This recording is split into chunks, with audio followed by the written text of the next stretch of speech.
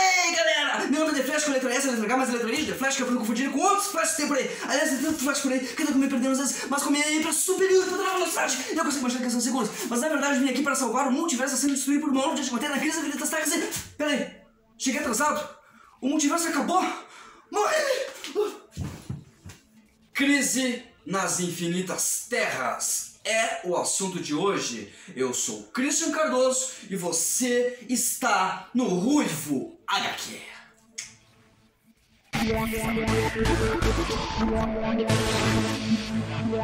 Aê, pessoal! Antes da gente entrar nessa nuvem de antimatéria que está destruindo o multiverso, eu já vou te pedir para curtir o vídeo e se inscrever no canal. Não esquece de clicar no sininho para receber todas as notificações. Isso é muito importante para que o canal cresça e o Ruiver aqui possa continuar trazendo conteúdo de quadrinhos para você toda semana. Não esqueça também de me seguir no Instagram, @RuivoHQ, tudo minúsculo. Eu tô todo dia lá postando alguma coisa da minha coleção de quadrinhos, alguma coisa do meu gato, dos meus livros, e também não deixe de acompanhar os meus drops semanais no antigo programa Game Center, que agora mudou de nome e de formato.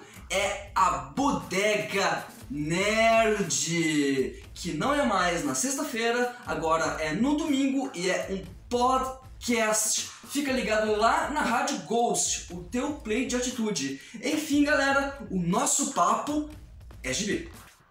Crisis on Infinite Earths, ou Crise nas Infinitas Terras. Foi uma maxi-série publicada pela DC Comics em 12 números entre os anos de 1985 e 1986, escrita por Marvel Wolfman e desenhada por Jorge Pérez. No início dos anos 80, a dupla Wolfman e Pérez já fazia um sucesso arrebatador na DC Comics com o título revitalizado dos Novos Titãs. Eles eram a Turma Titã, criados lá na década de 50, e quando chega nos anos 80, Wolfman e Pérez dão uma roupagem totalmente nova para a equipe de jovens super-heróis, incluindo novos elementos, novos personagens, e com a arte exuberante, com a arte fodástica de Pérez, elevou o gibi dos Titãs ao patamar máximo de vendas nos Estados Unidos, rivalizando inclusive com o vendidíssimo best-seller gibi dos X-Men na Marvel. Para a gente poder entender e contextualizar a importância, o impacto que essa minissérie teve, não só na elaboração do universo DC, mas como em toda a indústria dos quadrinhos, é preciso voltar décadas no tempo, mais precisamente até o início da Era de Prata dos quadrinhos. No final da década de 50, houve o tão esperado encontro entre o Flash da Era de Prata e o Flash da Era de Ouro, que aqui no Brasil era conhecido pelo singelo nome de Joel Ciclone. Na história Flash de Dois Mundos, o Barry Allen, o nosso Flash da Era de Prata, viaja através de um portal dimensional da Terra 1, que seria a continuidade normal da DC Comics, a continuidade que vale, para a Terra 2, onde viveria a sua versão da Era de Ouro. Essa iniciativa de colocar os heróis em universos separados em vez da mesma continuidade acabou gerando o conceito do multiverso, o que foi uma coisa muito interessante, não só para os leitores da época, como para os roteiristas, porque surgiram várias possibilidades narrativas para explorar o multiverso e trazer de volta os personagens da Era de Ouro também, como por exemplo a Sociedade da Justiça, que era a versão primeira da Liga da Justiça da América. A partir de 1961, os encontros anuais entre a Liga da Justiça da Terra 1 e a Sociedade da Justiça da Terra 2 rendiam histórias inesquecíveis, e todas elas tinham o subtítulo de Crise. Por exemplo, Crise na Terra 2. No ano seguinte era Crise na Terra 3, onde os personagens da Sociedade e da Liga da Justiça iam para a Terra 3 e encontravam suas contrapartes malignas. Todos os heróis eram vilões na Terra 3 e o único herói da Terra 3 era Lex Luthor. todo ano surgia uma nova terra, novos personagens, novas continuidades, novas linhas do tempo. E isso foi sendo levado pelas próximas décadas, até que foram sendo criadas terras simplesmente para abrigar personagens de editoras que a DC Comics comprava. Por exemplo, a DC comprou a Fawcett Comics, que era a editora que publicava o Shazam, o Capitão Marvel original da década de 50, e colocou o Shazam e a sua família Marvel na Terra 5, por exemplo. Comprou a Charlton Comics, que tem os super-heróis que inspiraram Watchmen, como o Besouro Azul, Capitão Átomo, Sombra da Noite, Pacificador, e os colocou na Terra 4, e por aí vai.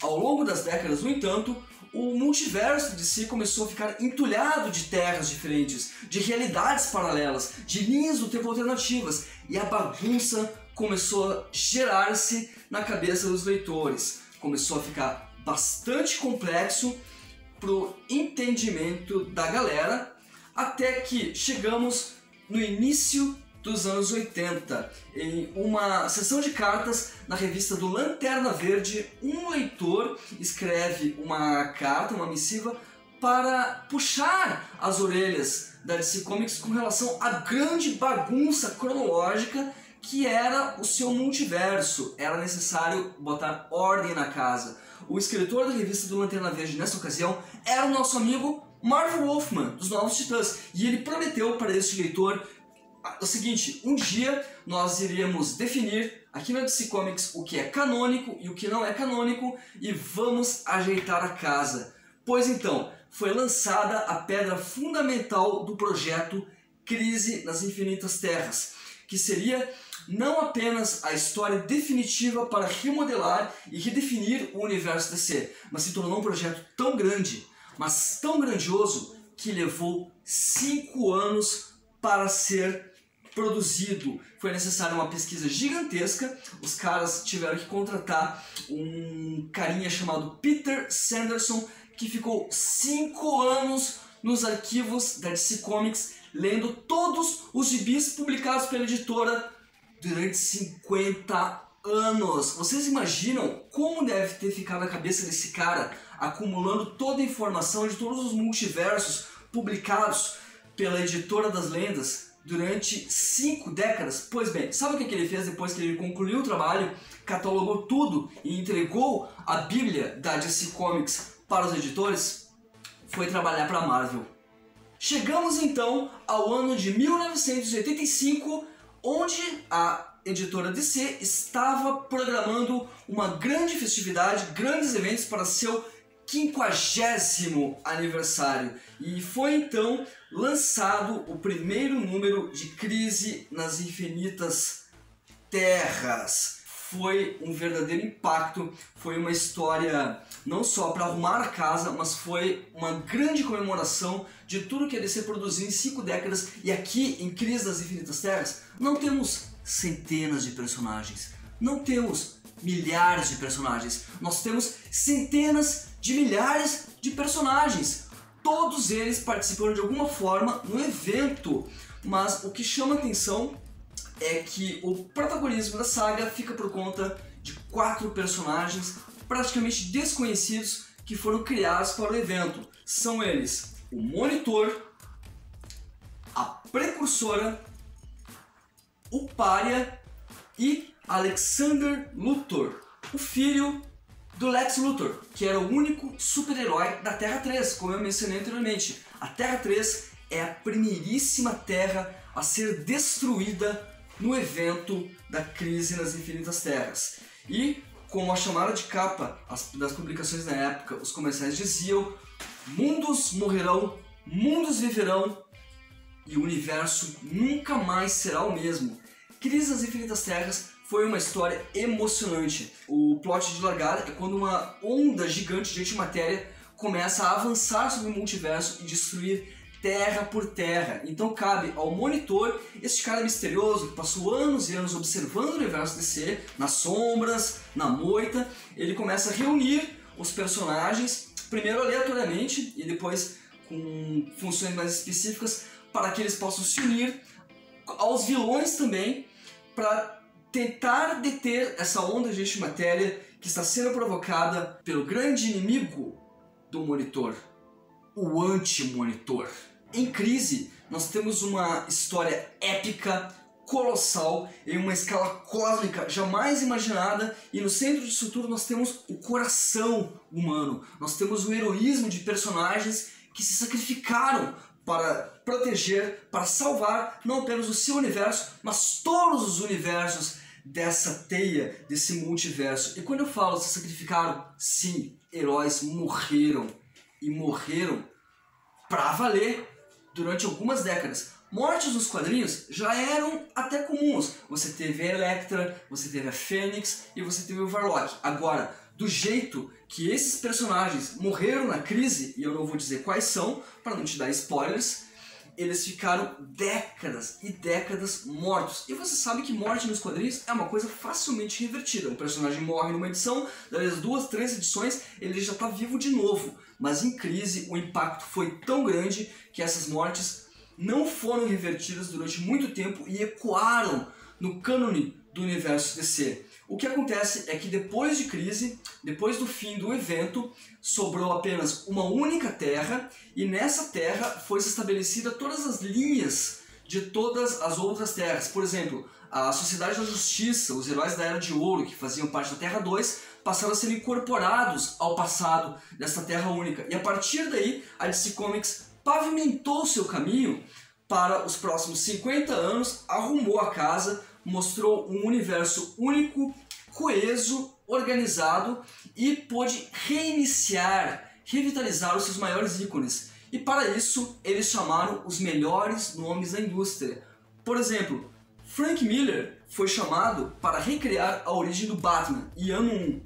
John Byrne, que era um astro das HQs na época, foi convocado para recriar o Superman na minissérie O Homem de Aço. E coube ao nosso amigo Jorge Pérez, responsável por essa arte fenomenal, revitalizar a Mulher Maravilha. A cereja do bolo é o trabalho exuberante do Jorge Pérez, que consegue desenhar, consegue colocar na página centenas de milhares de personagens da DC, respeitando as suas características, as suas alturas, os seus uniformes, tudo extremamente detalhado.